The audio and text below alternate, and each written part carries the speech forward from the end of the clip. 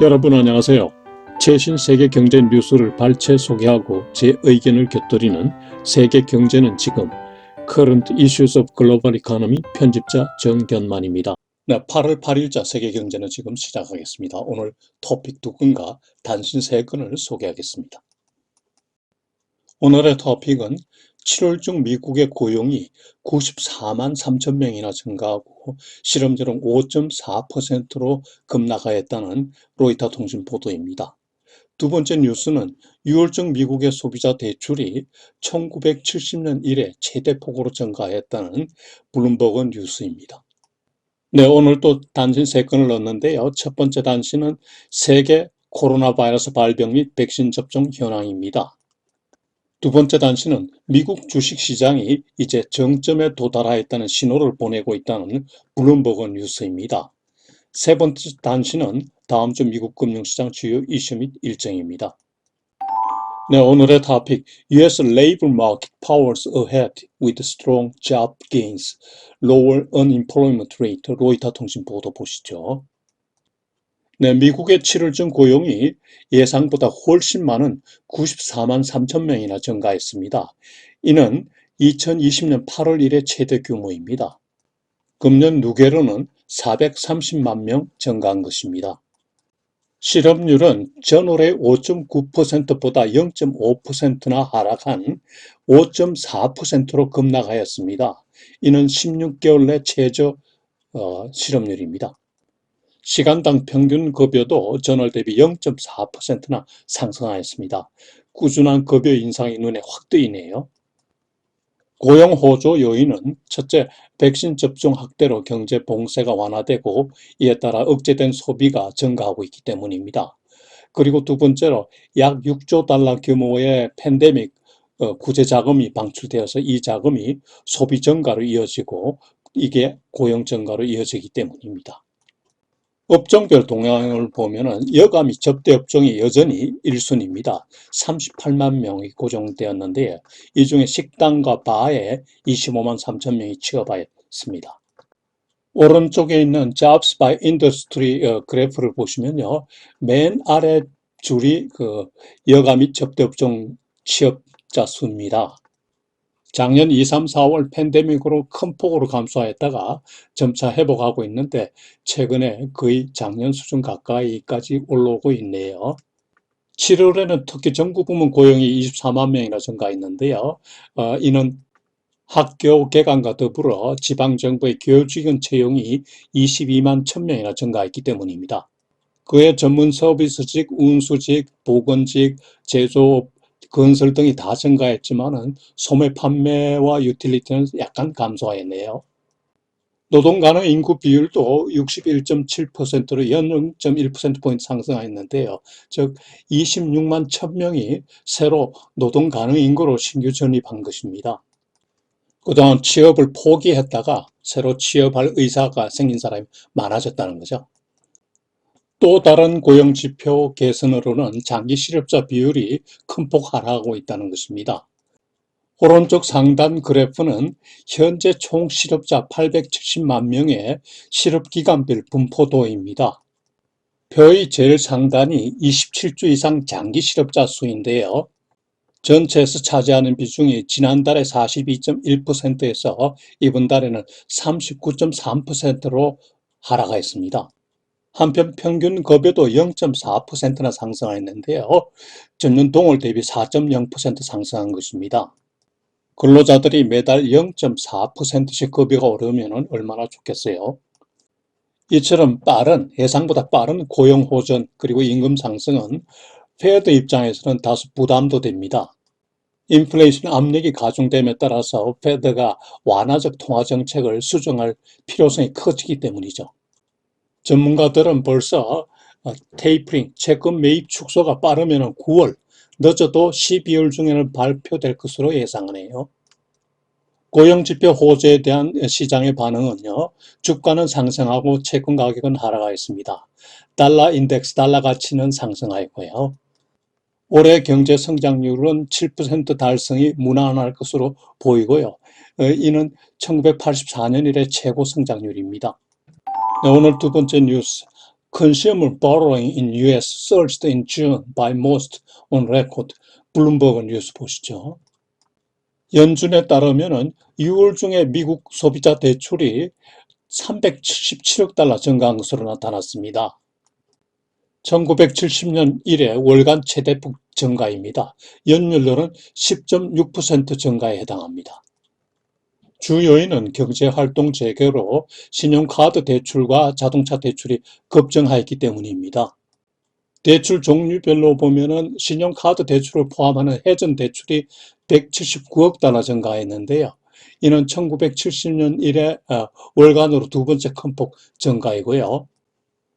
자동차 대출, 학자금 대출 등이 포함된 비해전 대출은 198억 달러 증가했는데 이는 1970년 이래 월간 최대폭 증가입니다. 오른쪽 그래프 상단이 크레딧 카드 대출 잔액인데요.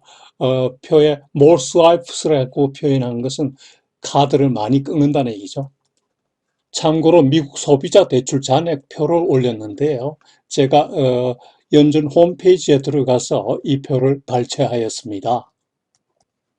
지난 6월 말 현재로 소비자 대출 총 잔액이 4조 2,711억 달러에 달하는군요. 대출 취급 기간별로 그리고 대출 종류별로 브레이크다운 돼 있고요. 표의 맨 아래쪽을 보면은 스튜던트 론, 학자금 대출 그리고 자동차 대출이 들어있네요. 말 많은 학자금 대출이 1조 7,322억 불에 달하는군요. 우리나라 한국장학재단이 15년 전쯤부터 한국 학생들에게 무상으로 또는 저리로 자금을 대여해주는 장학제도를 미국 학생들에게 소개했더니 미국 학생들이 깜짝 놀라더군요. 우리나라 장학제도 잘 유지, 발전시켜 나가기 바랍니다. 네, 오늘 첫 번째 단신, 우리나라 시간으로 8월 7일 새벽 현재 세계 코로나 바이러스 진전 상황 보시죠. 세계 확진자 수는 2억 84만 명으로 전주 대비 2.2%나 증가했습니다. 사망자 수는 426만 5,903명으로 전주 대비 조금 더 오른 1.6% 증가했습니다. 백신 접종자 수는 39억 8,459만 6천 명입니다. 전주 대비 3.8% 증가했습니다. 국가별 동향을 보면 지난주에 순위 변동이 없습니다. 즉 1위 미국, 2위 인도, 브라질, 러시아, 프랑스, 영국, 터키, 아르헨티나, 콜롬비아, 스페인, 이탈리아, 이란 순입니다. 미국 주식시장이 이제 정점에 도달한 신호를 보내고 있다는 한 연구소 주장입니다. 그 주장의 근거를 보면요.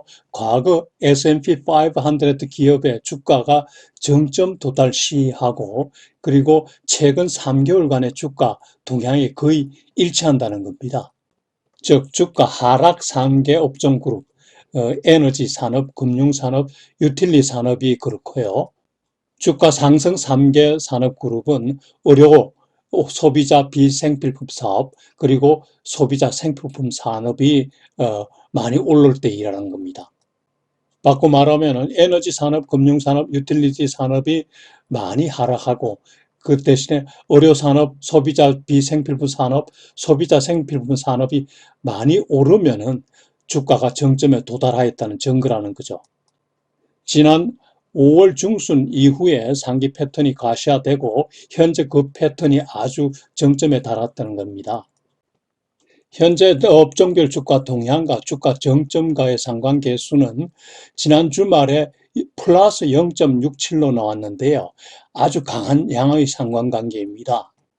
5월 중순 이전에는 마이너스 0.66의 그 부정적인 상관관계 있었는데 이게 양의 상관관계로 바뀐 거죠. 과거 경험에 따르면 이 상관계수가 플러스 0.43 이상이면 한 달 이내에 주가가 하락한다고 하네요. 그런데 지난 주말 현재 상관계수가 플러스 0.67이므로 보다 더 빠르고 깊은 하락세를 예상한다고 합니다. 참고로 옛날 생각하면서 상관계수에 대해서 한번 알아보죠. 상관계수란 두 변수 간의 선형적인 상관관계의 크기를 숫자로 나타낸 값인데요. 마이너스 1에서 플러스 1까지 숫자가 나오죠. 예를 들면 한국은행 화폐 발행량과 물가 지수의 상관관계는 플러스 높게 나오겠죠. 제가 이 기사를 올린 것은요, 미국 주식시장이 정점에 도달하였다는 실정적 또는 숫자적으로 이렇게 표시를 하였기 때문에 제가 참고로 올렸습니다. 오른쪽 사진을 보면요, 등산객이 지금 정상을 향해서 올라가고 있는데 그 정상에 지금 곰이 내려다보고 있죠. 네, 세 번째 단신, 다음 주 미국 금융시장 주요 이슈 및 다이어리 보시죠. 다음 주에는 무엇보다 물가지수 발표가 있습니다. 수요일 날에는 소비자 물가지수, 목요일에는 생산자 물가지수가 발표됩니다. 그리고 지난 주말 발표된 예상보다 강한 고용 지표에 대한 페드 쪽의 반응이 어떤지 그게 관심거리고요. 또 하나는 국제 수익률 동향인데요. 지난 4월 이후에 하락세로 돌아섰던 국제 수익률이 지난 주말 고용지표 호조로 갑자기 상승세로 돌았습니다. 다음 주에도 상승세를 이어갈지 주목되는군요. 아마 소비자 물가 지수 등이 영향을 미칠 것으로 생각됩니다. 오른쪽 그래프 상단은 빠르게 상승하고 있는 소비자 물가 지수 동향이고요. 하단은 10년물 국제 수익률, 지난 주말에 상승세로 반전한 국제 수익률 지수입니다. 요일별 일정은 표를 참고하여 주시기 바랍니다. 네, 여러분 오늘도 세계 경제는 지금을 예청하여 주셔서 대단히 감사합니다. 다음 한 주도 즐겁고 보람차게 지내시기 바랍니다. 안녕히 계십시오. 참, 그리고 오늘은 제가 윤동주 시인의 서시를 영상 자료로 올렸으니까 절감하시기 바랍니다.